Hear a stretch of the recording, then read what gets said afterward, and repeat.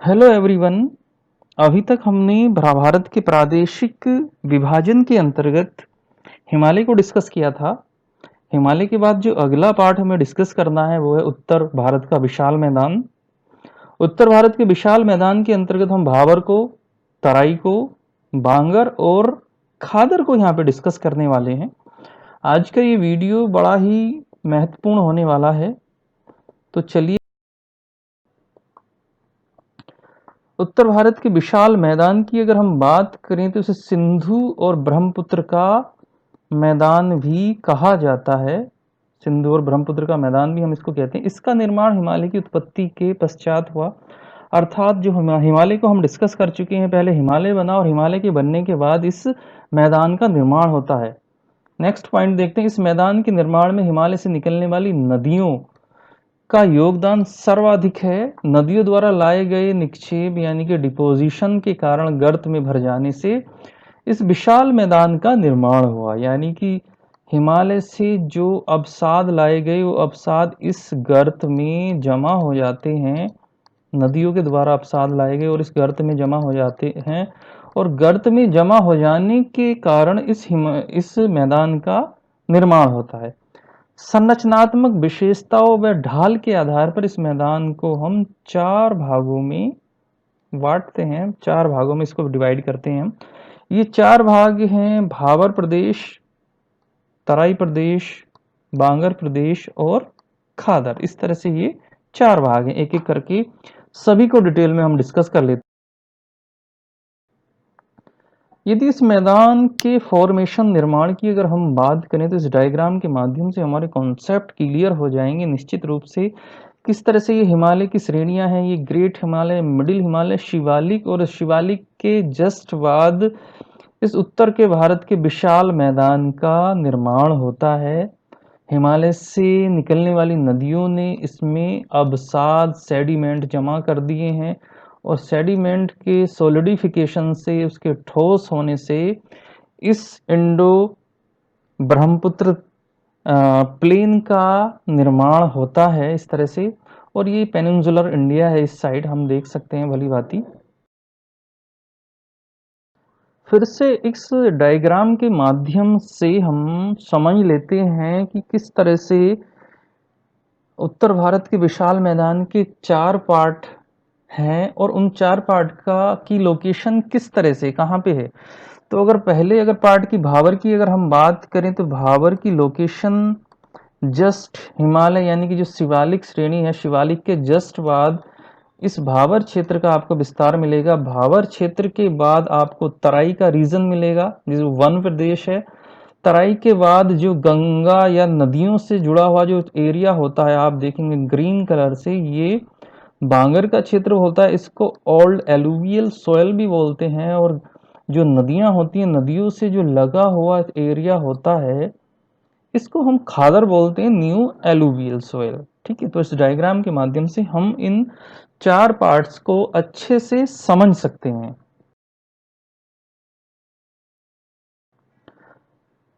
भाबर क्षेत्र देख लेते हैं। भाबर क्षेत्र की हम डिटेल लेते हैं। यह शिवालिक की तलहटी में सिंधु नदी से तिस्ता नदी के बीच में विस्तृत है। ये जस्ट अगर हम भाबर की बात करें तो शिवालिक के जस्ट बाद इसका एक विस्तार आपको मिलता है, और इसका विस्तार जम्मू कश्मीर में सिंधु नदी से आप देखेंगे, और ये तिस्ता नदी तक इसका आप विस्तार देखेंगे। इसका निर्माण हिमालय से नीचे उतरने वाली नदियों द्वारा लाए गए बजरी, कंकड़, पत्थर के निक्षेप, डिपोजिशन के परिणाम स्वरूप हुआ है। कंकड़ पत्थर का जमाव होने के कारण यहाँ पे नदियां प्राय विलुप्त हो जाती हैं। इस क्षेत्र की प्रमुख विशेषता है कि इस क्षेत्र से जो नदियां निकलती हैं, हिमालय की श्रेणी से जो नदियां निकली हैं, जस्ट यहाँ पे बड़े बड़े पत्थर, कंकड़ पत्थरों का यहाँ पे आपको जमाव देखने में आएगा। और नदियां जो निकलती हैं इसके अंदर से निकल के बहती हैं, जिसके कारण हमें ऊपर से ऐसा प्रतीत होता है कि जैसे नदी का कोई अस्तित्व नहीं है, नदी विलुप्त हो गई है। इसलिए इस भाबर के प्रदेश को नदी का विलुप्त प्रदेश भी कहते हैं।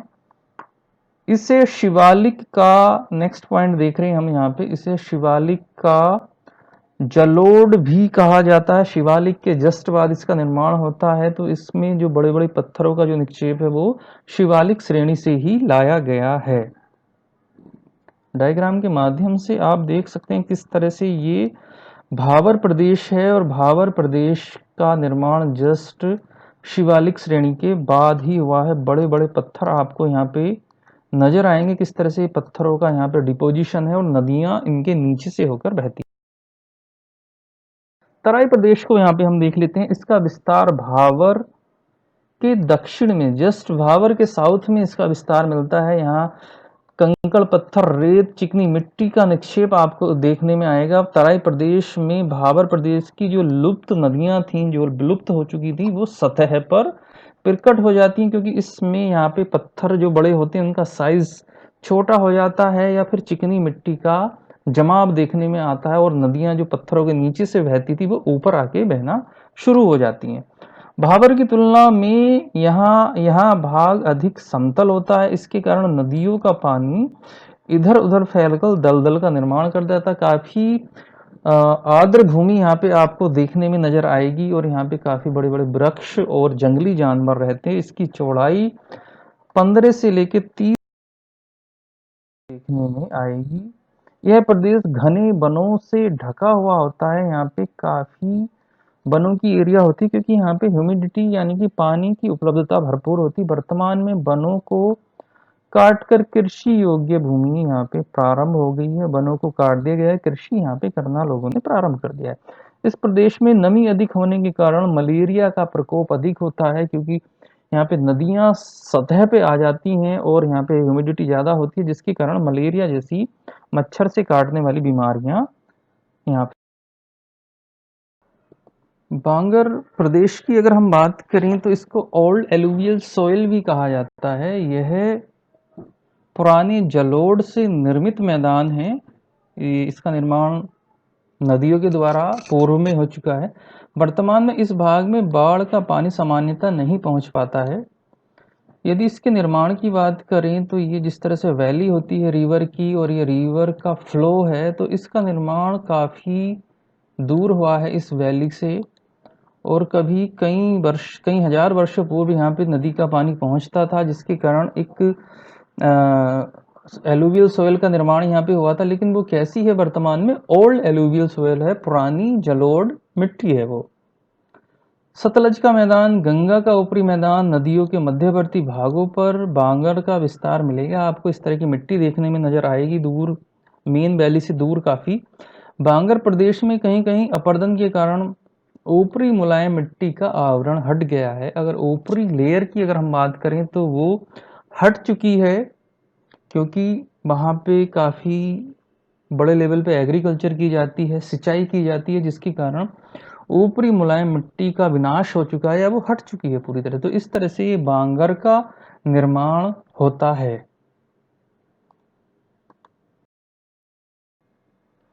बांगर मिट्टी के कुछ क्षेत्रों में अत्यधिक सिंचाई के कारण कहीं कहीं भूमि पर सफेद नमक की परत जम गई है, जिसे रहे या कल्लर कहते हैं। लोगों ने अत्यधिक कृषि या एग्रीकल्चर प्रोडक्शन लेने के लिए यहाँ पे अत्यधिक सिंचाई की है। अत्यधिक सिंचाई होने के कारण यहाँ पे एक नमक की लेयर बिछ गई है, और जिसे हम रहे या कल्लर भी कहते हैं।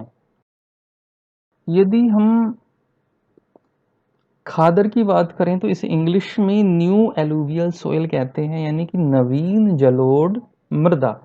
अर्थात इसके नाम से हमें एक नएपन का बोध होता है, यानी कि इस मिट्टी का निर्माण हाल ही फिलहाल हुआ है, ऐसा हमें लगता है। यह नवीन जलोढ़ से निर्मित मैदान है। इसका निर्माण नदियों की घाटी के निकट होता है। जस्ट जो नदी वैली होती है उसी के पास होता है। यहाँ क्यों होता है ये देख लेते हैं। यहाँ नदियों के बाढ़ द्वारा पानी लगभग प्रति वर्ष पहुंचता है और नई मिट्टी का निर्माण करता है। प्रति वर्ष जब रेनी सीजन में जो अत्यधिक पानी होता है नदी में, तो नदी का फैलाव उसके तटवर्ती क्षेत्रों में हो जाता है, जिसके कारण जो पानी के साथ मृदा जाती है उसके जमने से इस मिट्टी का प्रति वर्ष निर्माण होता है, जिसके कारण इसको न्यू एलुवियल सोयल भी कहते हैं। खादर प्रदेश का विस्तार डेल्टा के रूप में भी पाया जाता है। जो डेल्टा वाले क्षेत्र होते हैं तो वहां पे भी इसका विस्तार आपको देखने में आएगा। उत्तर प्रदेश में नदी के साथ साथ विस्तृत नवीनतम जलोढ़ों वाली बाढ़ के मैदानों की निम्न भूमि को खादर या पंजाब में इसको वेट भी कहते हैं। तो इस तरह से ये न्यू एलुवियल सोयल होगी। तो इस तरह से हमने भावर, तराई, खादर और बांगर को यहाँ पे विस्तार से देखा है। तो ये हमारे उत्तर के भारत के विशाल मैदान से रिलेटेड 4 फैक्ट थे यहाँ पे। चलिए तो ख़त्म करते हैं आज का ये वीडियो। वीडियो देखने के लिए बहुत बहुत धन्यवाद।